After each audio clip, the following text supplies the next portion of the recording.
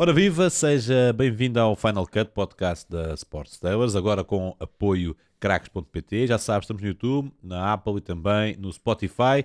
Ora, hoje vamos falar de futebol, quem sabe mais do que isso. Temos connosco um antigo jogador de futebol, e antigo sem querer fazer o velho.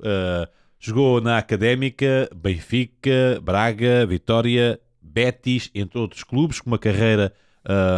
e falava aqui em off com o nosso convidado, uma carreira que foi se calhar um pouco longe dos holofotes, também por opção, e já lá vamos. Apresento desde já João Tomás, que está aqui connosco no podcast, e posso começar por aí. Longe dos holofotes, por vontade própria, maneira de estar.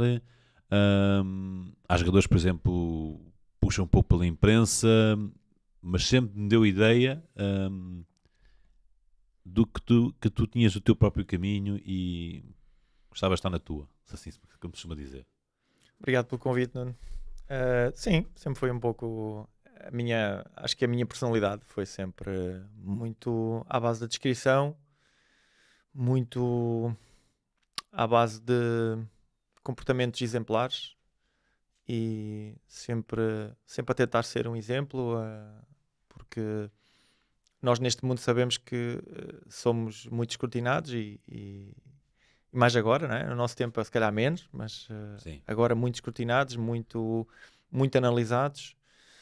E sim, sempre me pautei por ser uma pessoa simpática, educada, responsável e um bom exemplo. Acho que foi por aí que eu tentei sempre passar a imagem, que na realidade é mais do que a imagem, sou eu próprio. Não, eu dizia que longe dos holofotes, mas também tenho aqui ideia que também nunca te escudaste a aparecer quando tinhas de aparecer, no sentido de falar o que tinhas que falar e dizer as coisas que tinhas na cabeça. Ou seja, nunca quiseste, nunca andaste atrás da fama, mas quando tinhas que dizer qualquer coisa sempre o disseste, ou não? Sim, também tenho essa ideia. Acho que faz parte do nosso percurso também. Diria que, e recuperando um pouco uma frase do nosso querido Jorge Costa e nosso saudoso, infelizmente, um líder não é uma pessoa que se cria, que se faz. O líder é por natureza e acho que eu fruto também daquilo que foi o meu crescimento enquanto jovem, um jovem normal que saiu do Oliveira do Bairro aos 21 anos, a caminho de Lisboa, sem saber bem o que é que eu estava, o que é que eu ia encontrar, acima de tudo, mas sempre com uma vivência muito reduzida, mas diria que com grandes alicerces, fruto também daquilo que foi a educação do meu pai e da minha mãe. E isso dá-nos conforto quando nós precisamos, naqueles momentos difíceis, porque viver com os momentos bons e fáceis é tudo muito mais seguro. Quando nós somos confrontados com algo difícil e que foge um pouco daquilo que nos deixa confortável, aí nós temos que nos reivindicar. E eu acho que nunca tive problemas com essas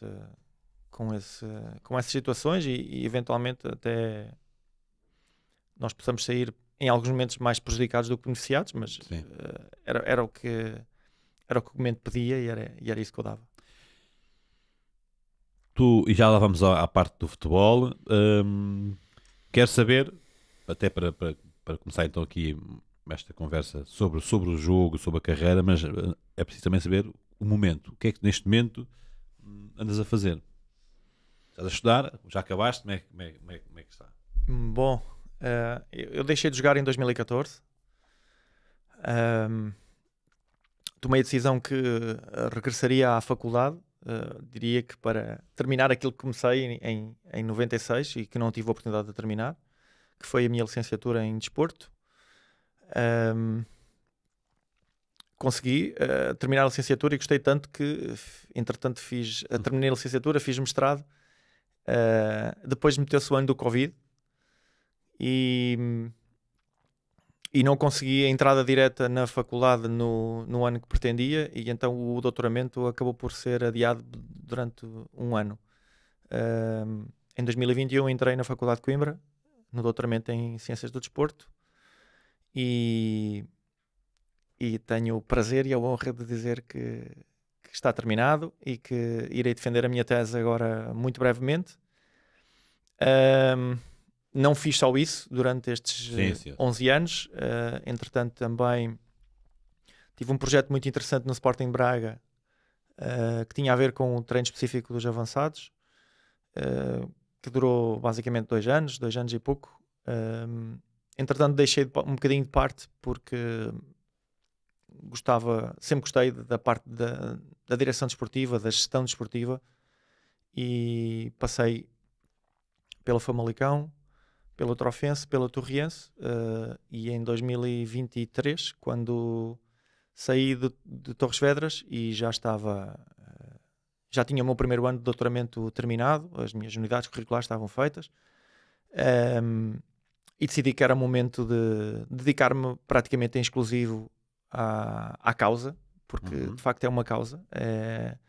Temos que praticamente abdicar da nossa vida pessoal, familiar, e decidi investir neste período de tempo naquilo que era um passo gigantesco, que eu próprio estava se calhar longe de imaginar a dificuldade e tudo aquilo que representava, né, durante esse tempo. Note que há aí alguma emoção. Sim, muito. Foi um passo muito difícil, porque quando nós já estamos aqui na casa dos 50 anos, ter esta capacidade de investir no nosso conhecimento, investir na nossa carreira, uma carreira que é completamente antagónica daquilo que nós estivemos habituados, e que nos tira completamente da zona de conforto, porque eu acho que esse é o grande desafio de quem nunca esteve neste meio e de repente cai no mundo académico e com todas as dificuldades e com todas as novidades que temos pela frente. Acho que foi esse o grande desafio que eu criei a mim próprio. É evidente que contei com a colaboração, desde logo, da minha família, dos meus professores, que foram impecáveis durante estes anos todos. Mesmo aqueles que tive na licenciatura, foram professores que me marcaram profundamente, e agora no final deste percurso de doutoramento, que é muito difícil, que é difícil por vários motivos. É difícil pela complexidade, é difícil porque, desde logo, porque eu me meti num tema que a mim me diz muito, e que eu queria que realmente este estudo fosse impactante e que mais do que... Qual é o tema? Desculpa. É a transição júnior-sénior em jovens futebolistas, e mais do que impactante no papel, ou seja, que criássemos um documento extraordinário que fosse de uma leitura espetacular, a nossa intenção prioritária foi criar um documento que tivesse um significado prático, em que as pessoas que o lessem conseguissem aplicar à prática. Como um manual também. Como um manual. E o nosso quarto estudo é, de facto, um manual, onde nós, sustentado naquilo que é a literatura existente e sustentado naquilo que foi os feedbacks dos jogadores, dos treinadores e dos coordenadores que nós entrevistámos, eles realçaram como sendo fatores decisivos. Se não forem decisivos, muito relevantes. Sim. E então criámos um manual, que eu acho que ficou muito bem conseguido, para que entidades possam olhar para aquilo e dizer, de facto, isto é importante. E que, no fundo, o principal beneficiado seja o atleta. E todo esse tema seria aqui um ou dois podcasts só para falar dessa transição. Garantidamente. Porque, e depois, acredito que essa transição varia de clube para clube, de situação para situação, de país para país, não sei se foste tão longe assim, Qual é o passo seguinte, então? Ou ainda não pensaste nisso? O passo seguinte, eu já dou aulas numa universidade, e o passo seguinte, naturalmente que este grau académico habilita-me a estar de forma efetiva naquilo que é a faculdade. Neste momento eu funciono quase como um professor convidado, como um especialista convidado, para dar a minha cadeira. Tenho participado também mais do que a cadeira que eu leciono. Acho que a minha participação acho que é muito mais relevante, porque todos os anos tenho os alunos estagiários da licenciatura e do STESP que eu sou o supervisor daquilo que é o trabalho final de curso deles, e é aí que eu realmente consigo passar o meu conhecimento de forma mais incisiva, explicar-lhes conteúdos, explicar-lhes abordagens, e esse tem sido também um papel que eu acho que é importante, porque um jovem licenciado está longe de imaginar o que é que vai encontrar pelo caminho. Eu acho que essa, diria que é... Encontraste a tua vocação? Outra vocação? Encontrei. Porque dizer que não posso dizer que é a tua vocação, porque se a tua será então muito, muito boa, porque a vocação do jogador de futebol já era o que era, né? Já era muito boa. É essa a vocação que tu passar ensinamentos aos mais jovens, instruí-los? Posso dizer que é uma vocação herdada do meu pai e da minha mãe. Ambos eram professores. Os meus irmãos não foram professores. O meu irmão ainda deu umas aulas na área da gestão, que ele é especialista também, mas decidiu que não era essa área de profissional que ele gostava. E sim, essa é uma vocação gira. Eu acho que também é vocação versus paixão. A paixão é o futebol, isso é inevitável. É uma droga que nós temos que não conseguimos parar de consumir. Mas a vocação, de facto, o ensino tem-me dado muita coisa engraçada. Eu nunca fui um excelente aluno, ok? mas sempre fui. Mas acho que a passagem pelo ensino superior numa fase tão caricata, não é? Como é praticamente entrar nos 40,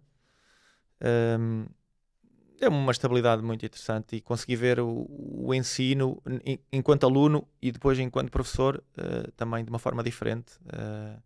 Acho que temos um papel importantíssimo. O professor é o princípio de tudo, não é? E por isso essa é a nossa causa. E num período de tempo em que, por exemplo, o professor de Educação Física é um professor tão castigado, ou foi tão castigado, e é visto como o professor que veste as calças de fato de treino, e tão desvalorizado, eu acho que a nossa sociedade precisa exatamente do inverso. O professor de Educação Física tem, na sociedade atual, um papel fundamental, e nós temos que ser uns grandes profissionais, independentemente de ser da primeira divisão, da segunda, da terceira ou da quarta. Acho que temos de ser profissionais exemplares. Temos um papel fundamental. E subscrevo. Nunca pensaste em ser treinador? Falaste aí que fazias aquele treino para avançados, mas treinar uma equipa nunca te passou pela cabeça? Não. Porquê? Não gosto. Nunca gostei, não tenho vocação. Acho que é um sentimento muito intrínseco meu. Não tenho vocação. Eu não tenho o segundo nível de treinadores, e eventualmente até posso fazer o terceiro agora, porque me ajuda no ensino superior. E já tive 2 oportunidades de fazer o nível 3, ou seja, o FAA. Decidi não fazer por vocação apenas. Não tenho vocação. Não é algo que me puxa. Gosto muito de ouvir os treinadores. Delicio-me a assistir à paixão que eles têm pelo treino, pelo jogo, pela tática, mas não é a minha praia. Gosto de estar ao lado deles. Isso gosto. Tentar perceber, decifrar. Gosto de estar deles, ouvir a opinião deles, confrontar com as nossas enquanto dirigentes, enquanto diretores esportivos ou gestores esportivos, chamemos-lhe o que quisermos. Gosto de participar nessas discussões, gosto de partilhar opiniões que às vezes divergem. Os treinadores muito focados naquilo que é dentro do campo. Nós olhamos para dentro do campo, mas também temos que olhar para fora do campo. o jogador é uma pessoa, diria que é um ser que não está apenas cingido àquilo que é a sua performance dentro do campo. Há muita coisa que influencia. Daí a direção desportiva em vez do treino. Foi por aí? Sim. Por esse conhecimento do jogo, mas também do jogador e a toda a gestão. Achas que a experiência como jogador que tu tiveste facilita ou nem por isso o papel de gestão de um clube, da direção desportiva de um clube? Esse conhecimento facilita? Sim, não tenho dúvida. Conhecer o jogo. Facilita conhecer o jogo, facilita conhecer o contexto, facilita conhecer o momento, tantos momentos que nós vivemos, tantos momentos que os jogadores atuais vivem, e acho que ser jogador agora é difícil. É difícil por uma razão muito simples, porque eu acho que nós antes não tínhamos tantas expectativas quando éramos jovens. Ok? Eu acho que nós não tínhamos tantas expectativas. E pressão. E pronto, podemos lhe chamar Está também tudo mesmo. pressão. Ok, tudo mesmo. Eu acho que não, e vamos, só para ser simpático, chamamos-lhes expectativas. Sim. Acho que nós não tínhamos tantas expectativas. Nós desfrutávamos, amávamos, adorávamos fazer aquilo. Era a nossa grande paixão. E eu acho que eu não duvido que os miúdos agora que crescem num contexto de futebol de formação não deixam de ter essa paixão, não deixam de amar o jogo e fazer aquilo que mais gostam, mas têm conhecimento diferente que nós não tínhamos, fruto da... Tem condições diferentes também. Tem condições diferentes, e isso cria-lhe expectativas. E quem não for equilibrado, mais tarde ou mais cedo vai passar por dificuldades, porque as expectativas não vão se concretizar. E aí é preciso ter é preciso ter pilares pessoais, porque aí é que entram os pilares pessoais que aguentem tudo para nós, já que perdemos um jogador, Sim. não perdermos uma pessoa, um profissional noutra área que seja tão bom ou melhor do que seria enquanto jogador. E eu acho que esse é o grande desafio dos jovens neste momento, que estão inseridos num contexto de futebol de formação e que jogam futebol, diríamos assim de forma mais casual. Quem joga futebol e quem está num patamar já alto, de exigência alta, acho que gerir estas expectativas acho que é a parte mais difícil daquilo que eles têm que viver. Eu estava a ouvir, estava aqui a pensar no... Eu, quando era gaiato, e se quisesse ir treinar, eu ia, não é? Se não houvesse nenhum perigo pelo caminho, eu ia sozinho, ia, treinava, vinha. Se tivesse jogo, provavelmente às vezes até jogaria com os outros todos, mas sem os pais na bancada. Atenção, sem queixas para os meus pais, que fizeram tudo o que podiam para a minha educação. Mas acredito que essa primeira pressão que vem, porque há duas situações, que é a pressão que os pais colocam, porque os pais estão nos treinos, né? Os pais veem os treinos, os pais vão aos jogos, os pais comentam tudo, e depois há aqueles pais que querem ganhar, têm que ganhar, e depois há aqueles pais que desvalorizam completamente a derrota. Filho, o que importa é competir. Achas que é preciso uma educação, e tu estás neste momento, se calhar, estás nesse processo também de recolha de conhecimento, e dominas isso melhor do que eu, há que perceber também até que ponto é que hoje em dia a educação feita em casa prejudica ou não prejudica este crescimento e essa gestão das expectativas? É uma questão de equilíbrio. É tudo uma questão de equilíbrio. Mas o futebol é das coisas mais desequilibradas que há, não é? É. E dentro desse desequilíbrio nós temos que ser equilibrados. O meu pai também foi um grande jogador de futebol. As pessoas da minha terra, de Oliveira do Bairro, dizem que o talento do pai ficou dividido pelos dois filhos.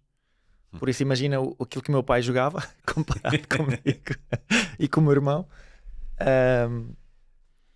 É uma questão de equilíbrio. O meu pai nunca valorizou as nossas vitórias, nem nunca valorizou as nossas derrotas.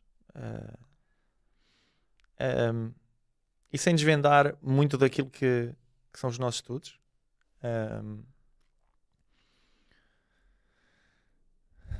custa-me entender que se fala no plano B, quando estamos a falar de futebol de formação. O plano B não pode ser a escola. O plano B tem que ser o futebol. O plano A, qual é? No meu ponto de vista. O plano A qual é? O plano A é ser uma criança e um adolescente e um adulto, como todos os outros. Ou seja, que cresce, escola obrigatória até o 12º ano, certo? Sim. Em Portugal. Sim. Ou seja, nós temos até aos 18 anos a obrigação de participar nesse desenvolvimento académico, desde o primeiro ano de escolaridade até o 12º ano. Se nós formos um grande atleta, independentemente da modalidade que praticarmos, falamos do futebol porque é mais mediático, mas temos muitas modalidades, nós temos que falar no futebol como um plano B, é um plano que corre ao lado da nossa vida. Qual é a nossa vida? A nossa vida é ser um estudante, um aluno. Se correr bem, melhor, não é? Se correr bem, porreiro, e aí podemos eventualmente pensar em inverter a prioridade. Mas isso, vamos a falar de quê? De 5% dos jovens? Existem vários estudos. Nunca li nenhum estudo em que os jovens, estamos a falar da transição júnior-sénior, ok? Independentemente, e podemos abranger isso e generalizar mais para além do futebol. Não há nenhum estudo que eu tenha conhecimento que diga que mais do que 10% conseguiram ter sucesso. Estamos a falar de quê? Milhares? Milhões? Pois. Então precisamos de perceber isso. E os pais, nesse sentido, têm um papel fundamental. Agora, é como tudo. Há bons e maus jogadores, há bons e maus engenheiros, há bons e maus pais. Exato. E por isso é que a expressão expectativas pode ser associada a muita coisa. Pode ser associada ao contexto do jogador, ao contexto do clube, ao contexto pessoal, e é preciso ter muito cuidado. Ora, vamos então aqui voltar aqui à direção desportiva, porque eu volto a dizer, nós estaríamos aqui a falar sobre esse assunto, se calhar, pelo menos um podcast completo aqui, mas há muito mais que eu quero saber sobre o João Tomás e sobre a opinião que tu tens sobre algumas coisas. O que é que aprendeste, ou qual é que foi as melhores passagens que tu tiveste na direção desportiva? Famalicão, Trofense e Torriense, experiências diferentes, sem dúvida. Qual delas é que foi aquela que mais te preencheu? E se de alguma forma do lado oposto, do lado negativo, que o futebol também tem o lado B, né? O lado lunar, foi por aí também que quiseste afastar do futebol? Os 3 projetos foram 3 projetos diferentes. Sim. O Famalicão foi diferente porque foi o primeiro. Nem eu sabia bem onde é que me estava a meter. Tinha uma série de ideias, tinha uma série de conceitos. Alguns, e naturalmente alguns consegui manter, alguns tive que repensar, e era óbvio que tinha que repensar. Foi um contexto difícil, um contexto cheguei ao Famalicão no final da época, numa zona muito perigosa da classificação. Foi preciso o último jogo para evitar o play-off, na altura havia. Depois acho que demos um passo em frente no ano seguinte, com poucos recursos. Conseguimos fazer uma época muito boa na primeira metade do campeonato. Sim. Na primeira volta. Conseguimos fazer uma época muito boa na primeira volta. Depois não conseguimos manter essa performance e esse nível durante a segunda volta. mas acho que estavam criadas as bases, não só daquilo que tínhamos, como também daquilo que conhecíamos, para fazer uma época boa. Entretanto, no verão, no final dessa época, o plantel estava praticamente fechado. O clube foi vendido. A atual a SAD foi transformada, a SEDUC foi transformada numa SAD, e a percentagem da SAD foi vendida ao investidor, que ainda permanece lá. Eu saí, as bases estavam montadas, foram acrescentadas 2, 3 jogadores e eles acabaram por subir. Mas eu saí, entretanto, em junho saí. Depois veio o projeto Trofense, projeto incrível, porque eu entrei em fevereiro de 2020, numa época que também estava a ser difícil para o clube. Entretanto, parou tudo por causa do Covid. Sim. E nós tivemos março, abril, maio, 3 meses para preparar a próxima época, que nem sabíamos se ia começar. Acabou por começar e foi uma época extraordinária. Fomos campeões nacionais, subimos à segunda liga, e depois fizemos um trajeto na segunda liga, no primeiro ano positivo, aquela época de regresso às competições onde o Trofense já tinha estado. Sim. Foi uma época, diria, tranquila, com algum sobressalto quase a terminar a fase do campeonato, mas nós conseguimos a manutenção, que era o grande objetivo, mas diria com algumas pedras pelo caminho que me fizeram no final do ano sair por algumas divergências de conceito que eram inegociáveis para mim. E cada um seguiu o seu caminho. Eu acabei por sair. Entretanto, surgiu o convite do Torriense. Eu vim para Torres Vedras com a mesma ambição.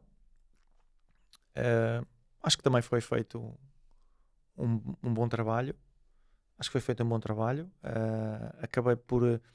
Acabámos por fazer uma época muito interessante, quando tínhamos começado muito mal. Acabámos por fazer uma época interessante. Acabámos em 9º lugar. Quando à 5ª jornada ou à 4ª jornada estávamos praticamente em último, e com uma perspectiva muito difícil. E lá está, foram sendo criadas as bases, mais uma vez, criadas as bases para aquilo que poderia ser uma época boa no ano seguinte. Depois, entretanto, a administração em agosto, talvez julho, agosto, decidiu que era momento de trocar na área da direção desportiva. E eu fui à minha vida. Deixei umas bases boas, porque acho que deixámos umas bases boas. Aliás, 2 das maiores vendas do Torriense, estamos a falar do Elimbi, que foi para o Gil Vicente o ano passado, e do Elie, que este ano foi transferido para a França, e que, segundo foi assumido publicamente, a maior venda do Torriense até agora. Foram jogadores contratados por mim, e por isso estávamos no meu caminho, creio. E depois mete aí outras conversas que é a relação depois. É o presidente, ainda é muito presidencialista o futebol português, a nível daquilo que são as tomadas de decisões no futebol. Isso sou eu a dizer, não é, João? Dá-me ideia muitas vezes que o presidente quer também fazer direção desportiva e por vezes acaba por entrar em conflito com as pessoas que têm esse papel. De 0 a 10, qual é o gozo que te dá construir um plantel? 10. É um grande desafio. É o grande, é o top daquilo que um diretor desportivo pode fazer ou gosta de fazer? Sim. Acho que lidar com uma diversidade de atletas, com uma diversidade de agentes, com uma diversidade eventualmente de clubes onde tu vais recrutar. É evidente que no nível onde eu estive nunca fizemos nenhuma compra. Fizemos uma compra, mas quando estamos a um nível alto temos que negociar com outros clubes, normal. Acho que é o grande passo para uma grande época. Eu acho que tudo começa aí, e não é no mercado de verão. O mercado de verão é onde se fecham os negócios, mas isto começa, eu diria que o mercado de inverno praticamente começa com o término do mercado de verão, e o mercado de verão começa com o fecho do mercado de inverno, ou seja, isto não se para.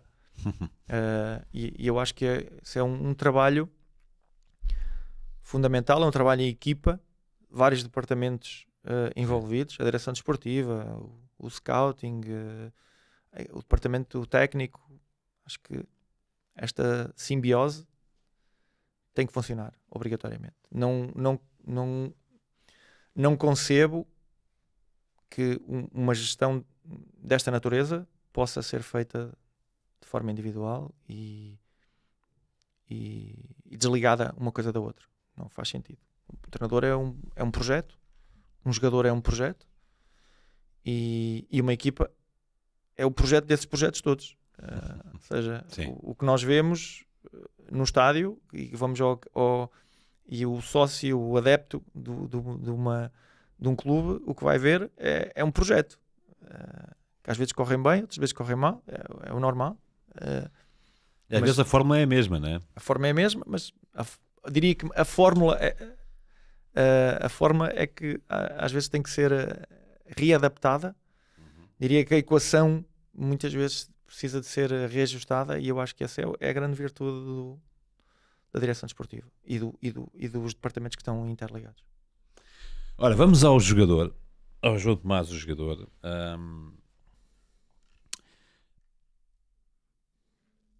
Quando é que tu percebeste que ias dar jogador? Ias ser jogador de futebol? Ou nunca tiveste dúvidas que ias lá chegar? Nunca tive certezas. Nunca tive certezas de que seria o que fui enquanto jogador. Nunca. Este é curioso. O meu estudo de doutoramento até surge um bocado pelo teu percurso? Pelo meu percurso, pelas minhas vivências, diria por os altos e baixos que eu vivia ao longo de tantos anos. E começamos por... Porquê? Começamos porque, olha, fui um jovem adolescente com um processo maturacional muito tardio. E todas as implicações que isso tem. Cresci tarde, desenvolvi-me tarde, nunca joguei, por exemplo, de forma regular no meu primeiro ano do escalão, nunca. Era sempre um suplente não utilizado, porque era muito pequeno,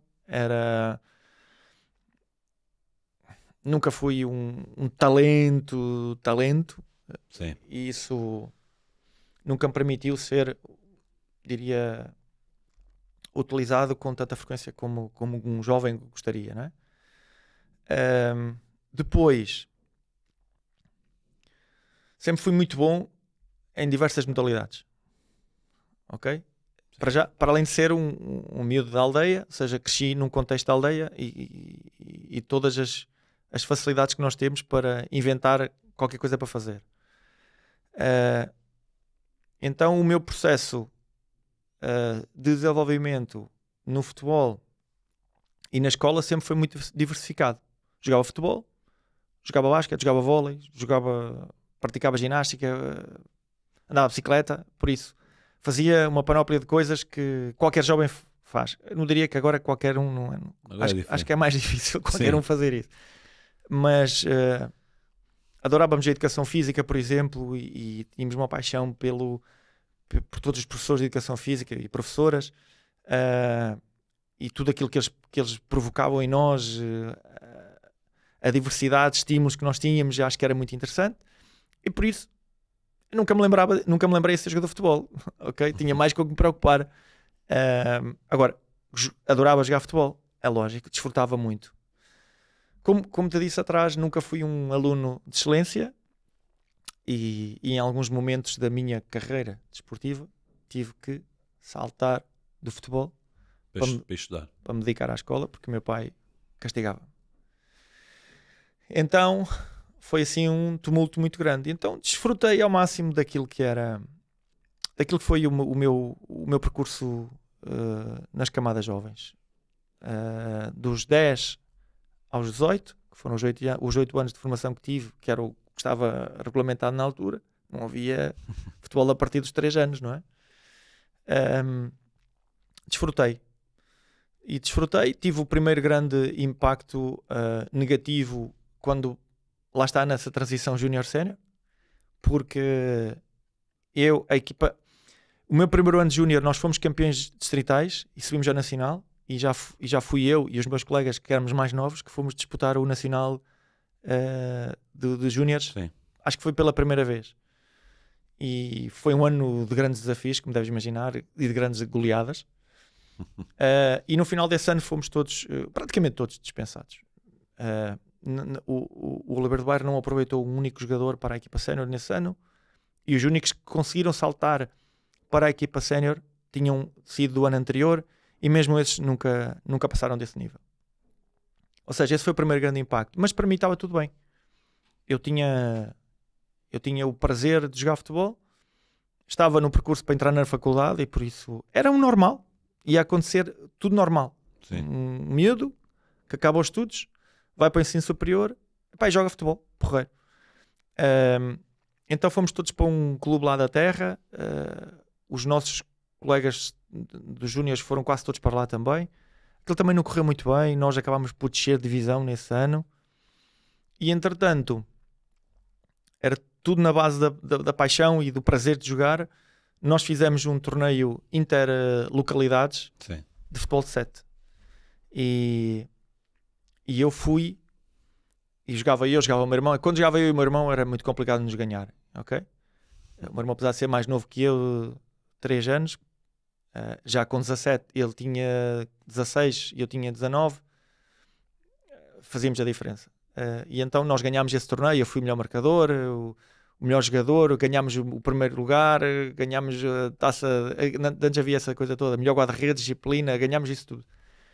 E no final desse torneio, um diretor dessa equipa quis que eu assinasse. Eu assinei a ficha. Ok, é porreiro. Eu já sabia o que é que estava a assinar, naturalmente, porque era um clube ao mesmo lado da minha casa e por isso eu sabia o que é que tinham nada a fazer. E esse ano foi o ano talvez o mais decisivo da minha carreira. Porquê? Porque eu nunca fui avançado. Ok? Fiz a minha formação toda como médio. E o meu primeiro ano de sénior fui médio, o meu segundo ano de sénior fui médio até ao dia em que marquei 4 golos num jogo. Mas eu estava sempre muito ligado aos golos, ok? Mesmo como médio, eu marcava muitos golos. E então, nesse ano, o treinador, a meio da época, eu marquei 4 golos a jogar a médio, num jogo que eu nem sequer era para ser titular. Houve um central que ficou doente e na altura não havia telemóveis, não é? Ligou para casa ou para, nem sei para quem ele ligou, a dizer que não podia ir. E eu que não ia jogar, entrei para o lugar do colega que foi jogar a central. E eu nesse jogo marquei 4 golos. E lembro perfeitamente que no final desse jogo o treinador veio ter comigo assim: comigo já nunca mais jogas no meio. Tu agora vais ser o nosso avançado. E eu nesse ano fiz 32 ou 33 golos. Pronto. E eu disse: epá, olha que giro fazer tantos golos. E então eu vou fazer um treino já à experiência ao Beira-Mar. E por isso é que eu acho que foi muito decisivo esse ano. Eu fui fazer treinos ao Beira-Mar e o Álvaro Carolino só me deixou fazer um treino. Eu fui lá, treinei, no final eu disse-me: olha, não precisas vir mais. E aquilo para mim, como deves imaginar, com 19 anos, com 20 já. Com 20 anos eu disse: só um, não precisas vir mais. Pronto, claro, nós entendemos, não é? E então aí que eu salto para o Anadia. No Anadia, pronto, fiz aquilo que eu costumo dizer, a minha primeira grande dupla de ataque. Eu e o Frasco fizemos praticamente 40 e qualquer coisa golos. Os dois juntos, fizemos uma época extraordinária. O Nadia andou quase ali para subir divisão, não conseguimos. E eu salto posteriormente para a Académica para ir às captações do final da época, em maio de 96. Fui um dos selecionados e acabei por assinar pela Académica com o intuito de fazer a pré-época e regressar a jogar no Anadia, porque havia um protocolo entre as duas equipas, um protocolo de cooperação. E eu vou fazer a pré-época e o Mr. Vítor Oliveira disse: este menino já não sai daqui, vai ficar connosco no plantel. E então eu era o terceiro avançado e a minha carreira começa a ganhar algum significado aí. Como é que ele era, o Vítor Oliveira? Duro. Aquilo que nós conhecemos dele, mas uma pessoa extraordinária. Gostei muito. Eu acho que foi o treinador ideal para ter começado, para ganhar os anticorpos todos daquilo que foi o primeiro ano como profissional. Aprendi muito com ele, aprendi muito com os meus colegas. Era um contexto totalmente distinto daquilo que eu estava habituado, tudo muito diferente. Tive que ir morar para Coimbra, foi a primeira vez que saí de casa. Coimbra tem o seu encanto também, não é? Coimbra tem o seu encanto. Eu já estava na faculdade. Sim.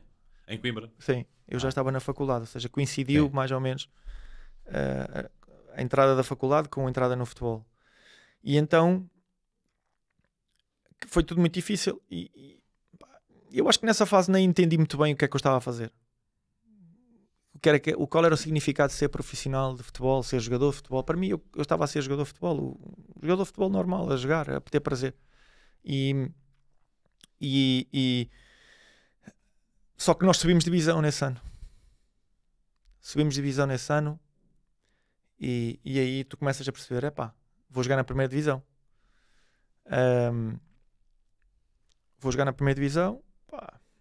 E foi desfrutar. E passando 2 anos, nós voltamos a descer. E é aí que eu tenho, diria que é o primeiro impacto onde eu caio em mim. E um bocadinho para explicar a pergunta e chegar à pergunta que tu fizeste. É aí que eu tenho o primeiro impacto, porque eu percebi que isto não me estava a garantir estabilidade. Estava a ser jogador de futebol espetacular, maravilhoso, já tinha ido ao Estado da Luz, Estado do Dragão, Estado da Lada, a Braga, não sei o quê, porreiro, muito fixe, mas e o resto? E eu acho que diria que essa análise que eu fiz nesse momento foi o que mais me marcou. Houve um dia, lembro perfeitamente, vínhamos no autocarro de um treino. Eu vinha com um dos treinadores adjuntos comigo e eu estava super descontente porque nós tínhamos sido divisão, estávamos a iniciar uma época para na segunda divisão outra vez. Eu estava super descontente porque tínhamos sido divisão, eu tinha acabado a época lesionado, tudo o pior que podia acontecer. E eu tinha que tomar uma decisão. Eu disse, estava em final de contrato, era o último ano, e eu disse, este é o meu ano.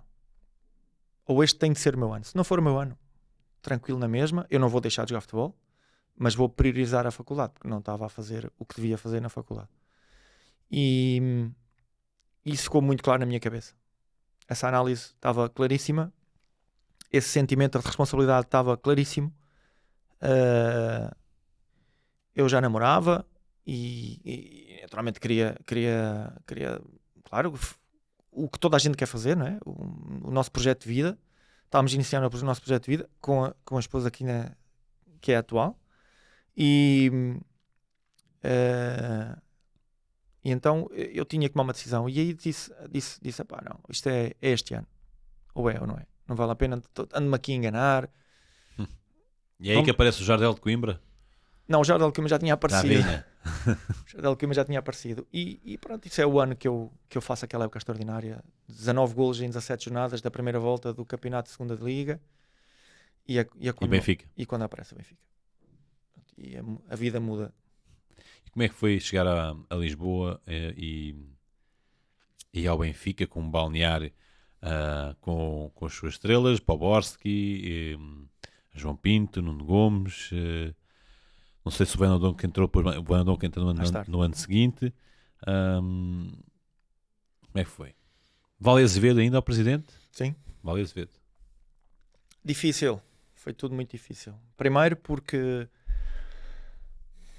eu fui uma contratação do último dia de mercado de inverno. O mercado ainda era de, salvo erro, de 15 de dezembro a 15 de janeiro.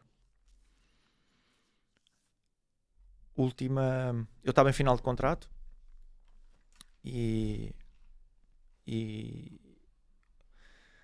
segunda-feira era o final de mercado e eu recebi o convite na sexta-feira. E naturalmente tudo que nos passa pela cabeça num momento daqueles, eu inicialmente até pensei que o meu empresário estivesse a brincar, e não, tudo se tornou realidade porque eu na sexta-feira, ao final do dia, arranquei para Lisboa e vim assinar pelo Benfica, já legalmente permitido, ou seja, já estava a menos de 6 meses do final do contrato e não havia forma de dizer que não, isso era impossível. Foste bem recebido pelos teus colegas, como é que foi? Sim. Capitão João Pinto, não é? Capitão João Pinto foi um exemplo gigantesco, muito difícil aquela entrada no Estádio da Luz, não consegui, não tive coragem nem sabia que existia uma garagem no Estádio da Luz, por isso estacionei onde me pareceu conveniente, na altura junto à estátua do Eusébio. Sim. Entrei pela porta de vidro e aí foi diria que o primeiro anjo da guarda apareceu-me e o primeiro grande significado pela minha passagem do Benfica. Quando estou a entrar no Estádio da Luz pela porta de vidro da porta principal, dou de frente com o senhor Zé Torres. E eu disse, isto tem um significado muito grande. Como é que é possível tanta gente para me encontrar e tenho que deparar-me com a primeira pessoa gigante, e que essa seja o Zé Torres? E disse, isto vai correr muito bem. Depois o normal. O João naturalmente um jogador vivido, com muita experiência, percebeu logo que o miúdo que chega ali completamente desamparado, percebeu logo isso e orientou-me, apresentou-me a toda a gente, fui muito bem recebido. Não deixou de ser difícil, mas depois esse nervosismo foi-se diluindo ao longo da manhã, ao longo do treino, e foi tudo muito giro. Foi um choque quando ele foi dispensado do Benfica, o João Vieira Pinto. Sim. Como é que vocês reagiram? Vocês não estavam juntos, né? Estava tudo de férias, mas já havia essa desconfiança que ele pudesse sair, foram apanhados de surpresa, como é que foi? Não, eu não sabia de nada, aliás, eu estava de lua de mel, tinha acabado de casar e foi uma notícia, como deves imaginar, se tu te recordas daquela altura, para ter notícias do outro lado do mundo era muito complicado. Foi tudo muito difícil, foi uma surpresa muito grande, foi tudo muito repentino, longe de imaginar que isso fosse ser notícia. Diria que acho que foi um grande choque, para mim foi um grande choque. O meu capitão de repente sai, e acho que para toda a nação benfiquista porque tinha esse peso no balneário. Porque tinha esse peso, claramente. Peso, mas peso não era pelo tamanho, era peso institucional, porque ele de facto era uma instituição ali dentro, era não só para aquilo que jogava, por aquilo que representava e por aquilo que representava para o clube e aquilo que representava para os colegas. Para mim foi um choque muito grande, porque desde logo perdi o meu capitão, perdi um grande exemplo, perdi talento fora de série, não é? E aquilo foi muito difícil para mim, e eu tinha acabado de chegar e disse, isto é assim. Foi naturalmente difícil. E o Vale Azevedo? Como é que era o Vale Azevedo? Não tinha ligação com nenhuma, aliás, uma relação diferente, não? Uma relação normal de presidente para jogador, não? Mas o que é que pareceu o que é que parecia o Vale Azevedo, que ainda hoje os benfiquistas não pode ver à frente, se me permite a expressão. Eu acho que ao longo do tempo foi-se revelando e foi... Mas escondia bem, ou não? Acho que é impossível esconder até um certo ponto. Acho que isso não foi evidente até um certo ponto, depois a partir do momento em que nós começamos a perceber determinadas coisas, fica difícil de conviver. Não... Acho que é público. Sim, não vale a pena. Conhecimento geral. Diz-me uma coisa, tu tens alguns grandes jogos pelo camisola do Benfica. Pergunto qual é que é o jogo mais especial e pergunto como é que é, porque já há muitos, não há muitos que possam gabar neste momento, né? De jogar para 120 mil pessoas, não é? Como é que é jogar num Estádio da Luz com 120 mil pessoas a puxar, ou até, de certa forma, desiludidos, no caso do 0-0 com o Boa Vista, que falávamos há pouco, antes da nossa entrevista, a nossa conversa. Como é que é jogar no Estádio da Luz? 120 mil. O jogo mais especial foi naturalmente o primeiro. Eu lembro perfeitamente que era janeiro e eu suava. Sentia os pingos de suor a correr pelas minhas costelas. Acho que não era nervosismo, era, sei lá, tensão, ansiedade. Não sei descrever. Acho que nem consigo utilizar o termo exato para caracterizar aquilo que estava a sentir. Era emoção. Não sei. Fisiologicamente eu o senti. Ou seja, eu escorria água pelas minhas costelas. Eu sentia, se estou a suar, está frio, tão... Janeiro. Esse foi o especial. O mais importante foi, naturalmente, o derby fantástico do 3-0 Benfica Sporting. Jogar no Estádio da Luz, eu não tive a felicidade de jogar com 120 mil. Na altura já estava com as cadeiras, já tinha 85 mil. Não deixa de ser impactante. Não deixa de ser impactante. Basta nós compararmos. O Benfica, o estádio atual tem 65, 66, agora aumentou um bocadinho. Sim. Só tinha mais 20 mil. Ou seja... este era meia casa, não é? Este era meia casa. E então, como deves imaginar, muito impactante para quem esteve lá. E depois, claro, o Estádio da Luz engole tudo e todos. Para o bem e para o mal. Eu passei momentos extraordinários de grandes ovações e grandes aplausos, mas também passei momentos de grandes assobiadelas.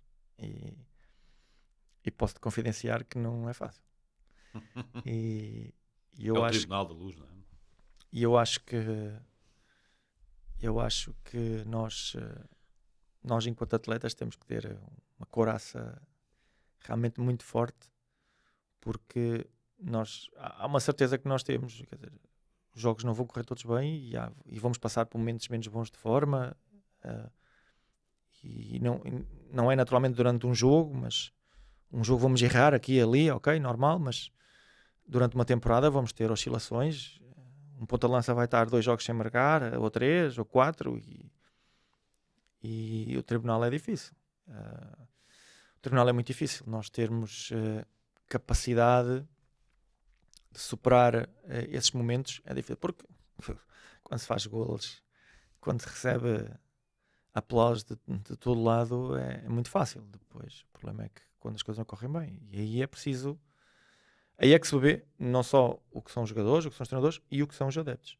Quando as coisas não correm bem, aí é que se demonstra a qualidade do adepto. É evidente que a forma irracional como a maior parte dos adeptos estão no estádio, porque é irracional, não é porque não seja uma questão mental, o cognitivo é uma questão emocional, é de coração. Nós às vezes leva-nos a irracionalidades que nem nós compreendemos.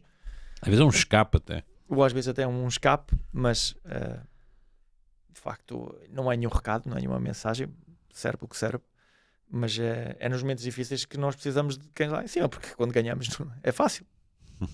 Olha, diz-me uma coisa, lá está, e volto, não são muitos que possam dizer que foram treinados no primeiro ano José Mourinho como treinador principal. Pergunto-te o que é que ele tinha de especial. Ele, quando chega ao Chelsea, já é campeão europeu pelo Futebol Clube do Porto, já diz que é o Special One,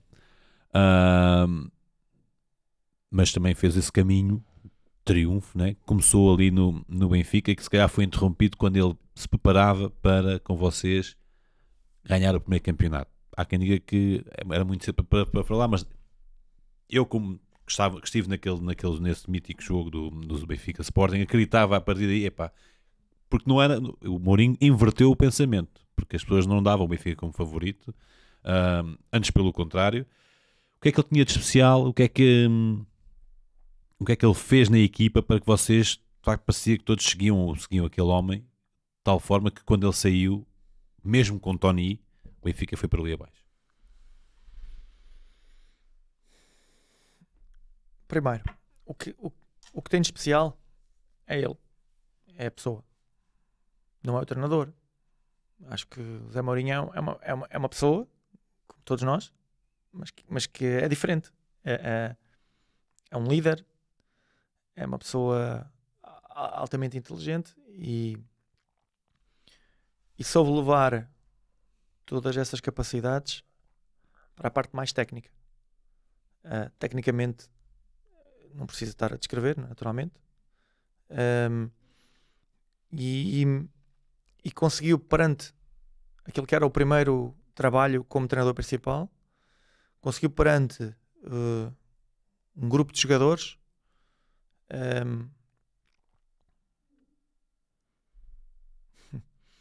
coordená-los. Há algo por trás desse sorriso agora. Coordená-los, incentivá-los,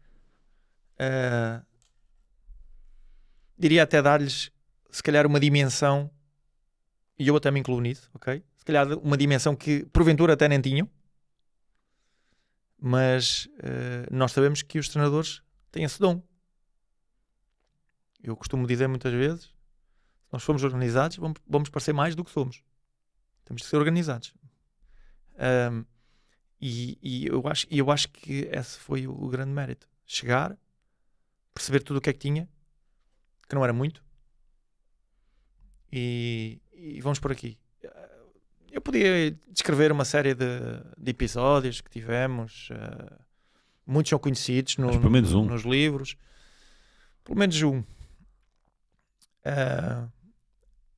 A conversa, até posso dizer dois. A conversa que nós tivemos, que ele teve individualmente, e naturalmente eu falo pela minha, a conversa que nós tivemos individualmente quando chegou. Uma conversa simples, sincera, e de grande responsabilidade, não só por parte dele, porque estava a ser claro, como no fundo a atribuir-me responsabilidades, e nós gostamos disso. Eu acho que um atleta que não tenha responsabilidades nunca vai ser um atleta de excelência. Ser atleta de excelência tem uma dificuldade extrema. E se nós não tivermos essa responsabilidade de nos superarmos em cada dia, em cada momento, então quando falamos de atletas de competições individuais, se ele não se souber lidar com essa responsabilidade, nunca vai ser. O recorde está ali para bater, para ser batido. Ninguém bate recordes na esplanada de um bar, a olhar para o mar. E o treino fica para depois. É tudo ao contrário.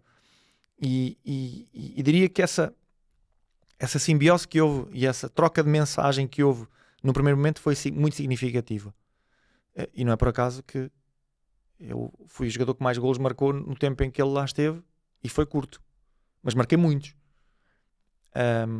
E depois posso dar outro exemplo mais técnico, da parte mais metodológica que ele tinha. Nós íamos para estágio, e era incrível porque ele falava muito pouco, era tudo muito curto. Ele tinha palestras estabelecidas com o guarda-redes e a defesa, os de meio campo e os avançados, individual, por setores. Isto durante, por exemplo, nós jogámos à noite, por exemplo, durante a manhã, não sei precisar, já passou muito tempo, mas durante a manhã tinha conversas com os três setores, e eu lembro perfeitamente disso. E depois, antes do jogo, falava 5 minutos. Porque o resto já estava explicado, aquilo era encaixar as peças, dizer assim, pum, está aqui. Olha, relativamente àquilo que conversámos, é só isto. Acrescentar isto, está feito. Arrancávamos. Nós sabíamos exatamente o que tínhamos de fazer. Se nós não soubermos, se nós estivermos à espera de que a palestra seja muito significativa antes do jogo, então. antes do jogo, para aquilo que vamos fazer no jogo, estamos muito mal, e muito mal o treinador. Ou seja, a conversa é acertar agulhas, meter pecinhas minúsculas no sítio para dizer assim, é assim. O resto foi feito durante a semana. E eu acho que esse era o grande dom. Era aquilo que fazia durante a semana, a forma precisa como dizia isto e aquilo, e como passava a mensagem, e depois como juntava as peças. A equipa ficou órfã depois, quando ele saiu? Apesar de Tony, que é um grande símbolo do Benfica, mas acredito que a equipa tenha ficado órfã, ou não? Sentido, pelo menos assim. Sem o pai. Ficámos perdidos. Ficámos perdidos essencialmente porque, e eu falo por mim, okay, não atribuo esta responsabilidade a nenhum colega, sentimos-nos perdidos porque construímos tanto em tão pouco tempo, e a pergunta que fazíamos já é, então, mas porquê agora? Porquê agora? Agora que estava a correr bem? Passámos fases tão difíceis, de tanta incerteza, sem perceber muitas vezes o que é que estamos ali a fazer, e agora que está bom, porquê? Pronto, e depois tivemos que nos adaptar, mas depois acho que a separação foi muito dura de todos os pontos de vista, do ponto de vista técnico, do ponto de vista emocional. Foi muito duro a saída do Zé Mourinho. Para todos. Tenho a certeza. E falo por mim.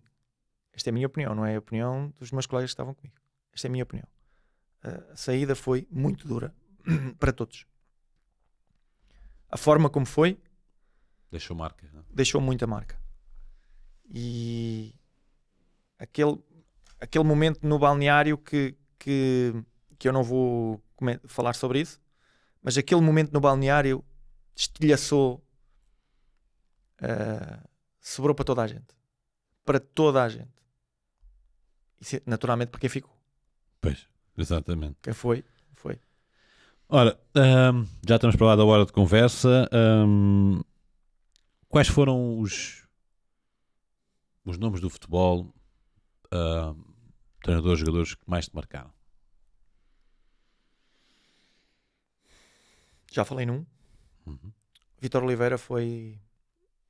e tive a felicidade e tive a oportunidade de lhe dizer isso pessoalmente numa conversa a três, que estava outra pessoa connosco a almoçar, mas disse-lhe muitos anos depois,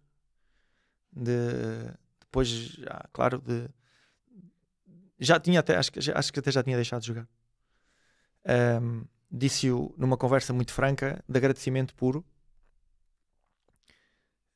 já claro com a maturidade e com tudo o que tínhamos passado, agradeci-lhe porque de facto foi se calhar a pessoa mais importante, porque foi ele que me abriu a porta do futebol profissional. Depois acho que tive três treinadores que foram muito importantes na minha carreira. Vítor Oliveira, Zé Mourinho, porque estando eu num Benfica, não me posso esquecer que 6 meses antes estava a jogar na 2ª Divisão Nacional, e o impacto que teve do ponto de vista pessoal, desportivo pessoal. Depois um treinador que me influenciou muito e que me deu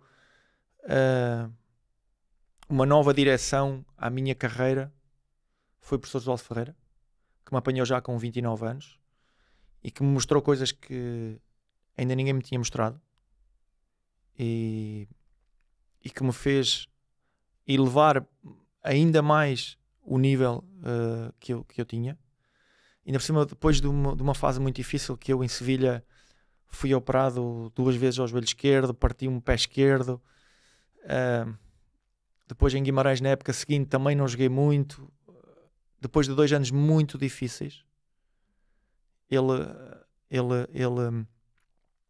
diria que reorganizou-me, mostrou-me coisas que eu nunca tinha mostrado, como disse, e foi de facto um professor. Foi aquele treinador, professor que eu precisava na altura. Como colegas, tenho grandes referências. Acho que tive um colega meu na Académica que me marcou muito.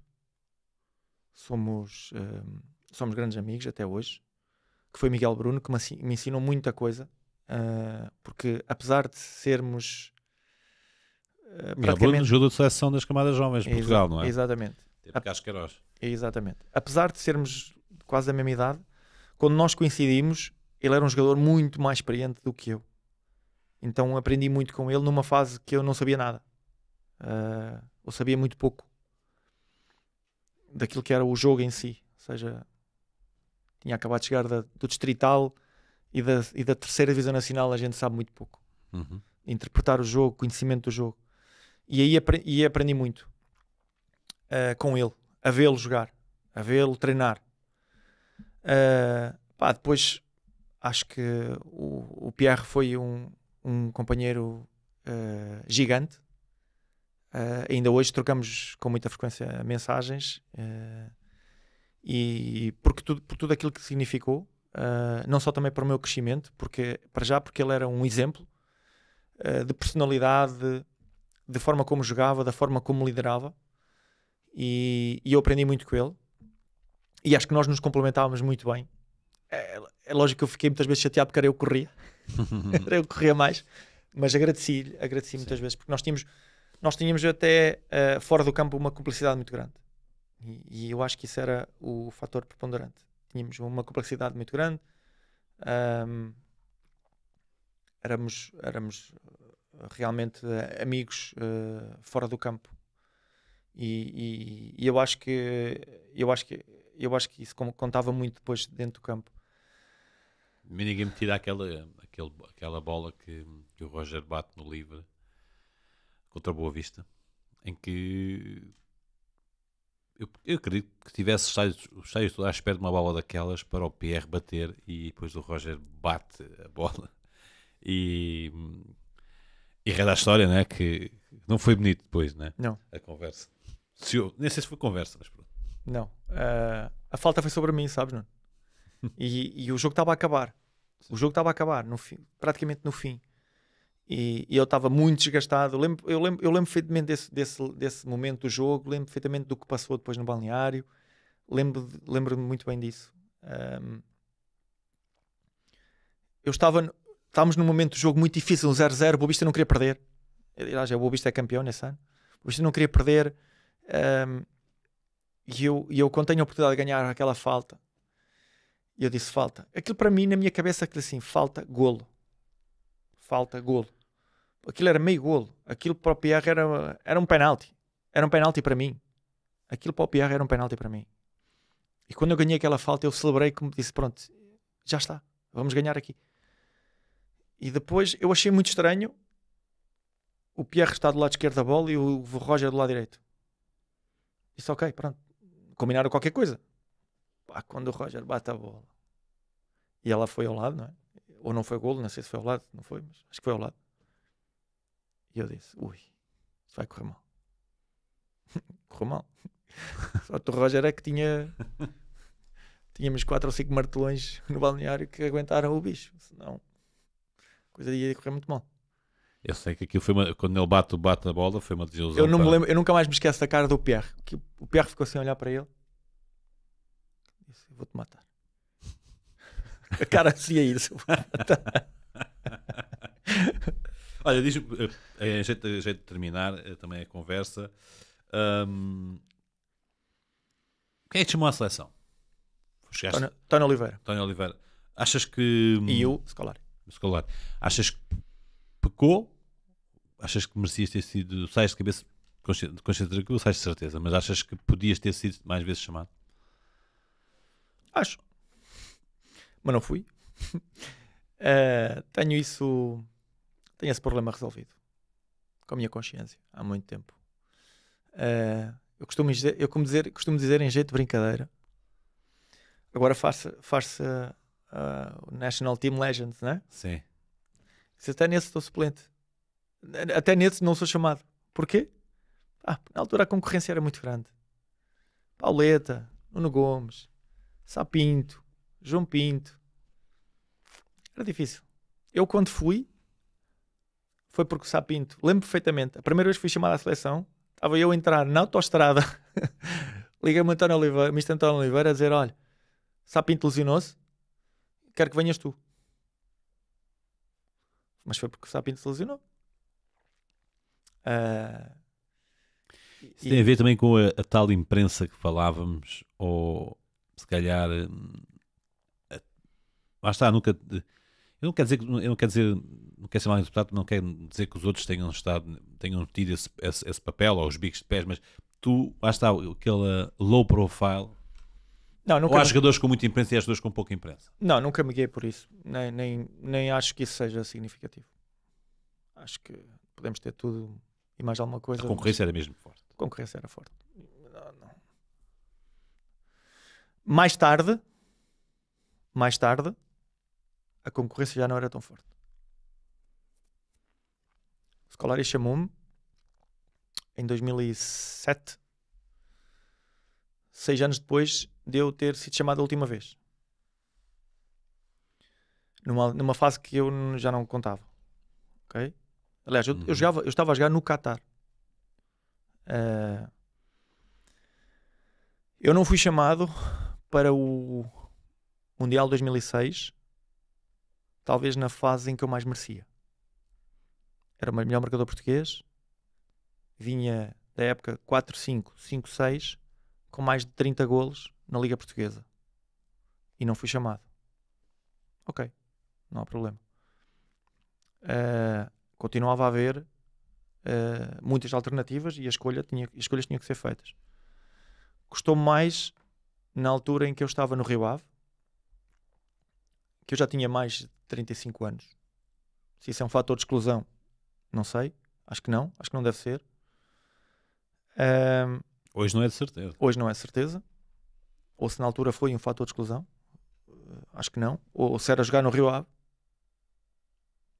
se era um fator de exclusão. O que é certo é que eu não fui chamado quando não havia alternativas. Aí custou mais. Mas disse publicamente. Para quem quis ouvir. E fiquei bem com a minha consciência. Porque era o meu sentimento. E era justo, era verdade. Uhum. Era verdade, era justo. Não conseguia entender porque é que as escolhas existem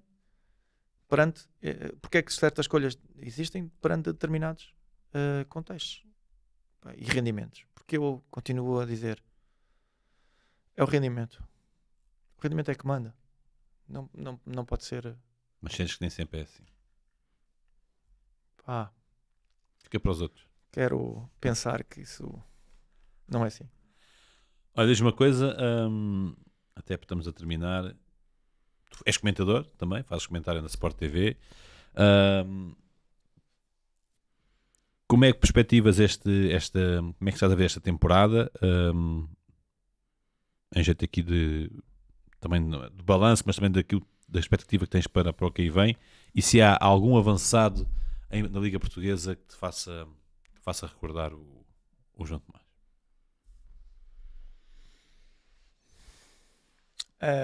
Primeiro, acho que vamos ter uma liga muito equilibrada. Porto está muito bem. Sporting mantém o bem que estava.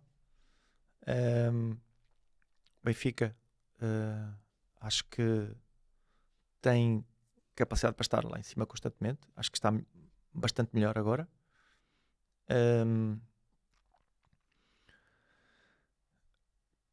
Acredito que o Sporting Braga volta ao normal. já o fez, fê-lo na Liga Europa e fê-lo agora em Alvalade, mas continua com 5 jogos sem ganhar. Acho que eu na Liga Betclic, o que é estranho. Veremos agora o próximo jogo em casa. Ainda tem um jogo para a taça antes disso, mas acredito que está melhor. Acho que temos um Gil Vicente a fazer de Santa Clara da época passada. Falta também perceber um bocadinho o que é que o Vitória pode fazer. E também tenho gostado muito daquilo que tem sido o desempenho do Famalicão. Falta também perceber um bocadinho o que é que vai fazer o Rio Ave. Tem um investimento, pelo que me parece, importante, e acho que ainda está a organizar-se para... Vem agora uma vitória boa contra o Moreirense, contra o Tondela, desculpa. E por isso acredito que vai ser uma liga equilibrada para o título, muito mais do que o ano passado. O ano passado praticamente excluímos o Futebol Clube Porto muito antes do campeonato estar a entrar na fase decisiva. E acho que este ano vai ser uma luta bem renhida. Acho que os três estão muito bem. Em relação aos avançados,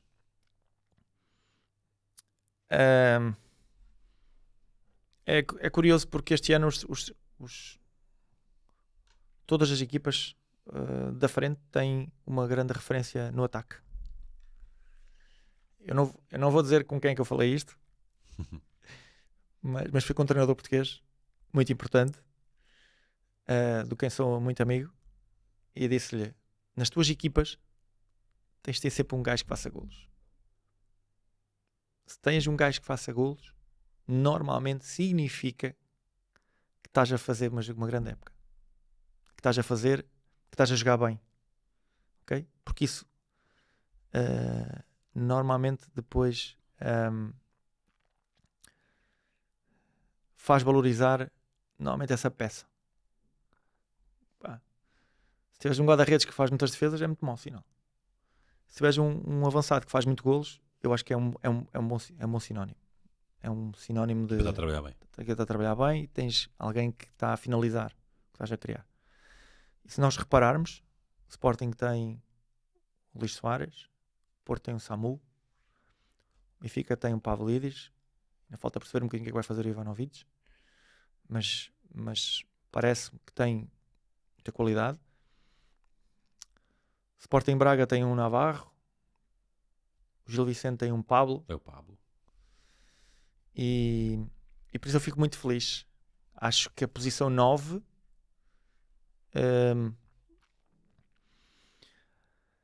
não diria que tenha sido desvalorizada. Eu acho que foi tentaram interpretá-la de outra forma, o que é o 9. Sim. Okay? Que é o conceito de 9 de um treinador ou de outro treinador.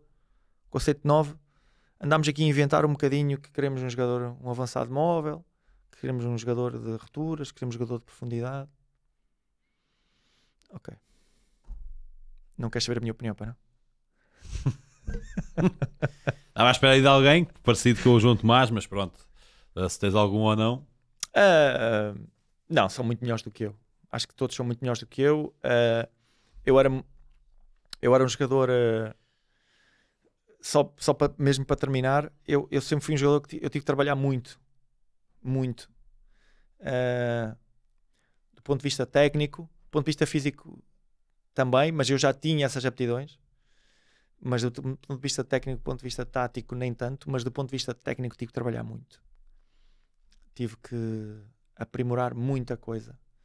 E eu acho que não dava para mais. Eu era muito bom de cabeça. Era. O ano do Benfica eu faço 7 golos com o pé esquerdo, 7 golos com o pé direito e faço 7 ou 8 de cabeça. Marcaste 4 ou 3 em Guimarães? Marquei 3. 3. Foram 3. Sim, 3. E isso sempre foi o meu princípio basilar. Assim, não, tenho que ser bom com isto. Eu, se puder chutar com o pé esquerdo, eu não vou chutar com o pé direito. Eu por isso tenho que o preparar. E se a bola vier para a cabeça, eu não vou levantar o pé, porque é mais fácil jogar de cabeça do que jogar com o pé, quando a bola é bem alta, não é? É muito mais fácil nós mecanicamente baixarmos o nosso corpo do que elevarmos o nosso pé. É simples, entender. Agora isso tem que ser decidido em frações de milésimos de segundo. O nosso disparo mental tem que ser... Isso treina-se. E por isso eu tinha essas características. Era um cabeceador bom. E depois eu acho que era a minha... diria que a minha mais-valia era a interpretação, a inteligência de posicionamento e a forma como lia as jogadas. Aquela sorte que a malta diz que é sorte, não é? O gajo está sempre no sítio certo. É como a Mário Jardel está sempre no sítio certo. Sorte dá-me trabalho. João, muito obrigado. Havia muito para falar, porque eu praticamente não fiz nenhuma das perguntas que estava aqui. Do bom que foi a conversa. Espero que tenhas gostado desta horinha e 20 minutos. Eu gostei muito. Espero que também tenha gostado. Já sabe, se gostou, é subscrever, dar a sua opinião e continuar connosco. Nós voltaremos noutra oportunidade com mais um convidado de muito valor. Este foi o Final Cut com o apoio craques.pt. Até à próxima.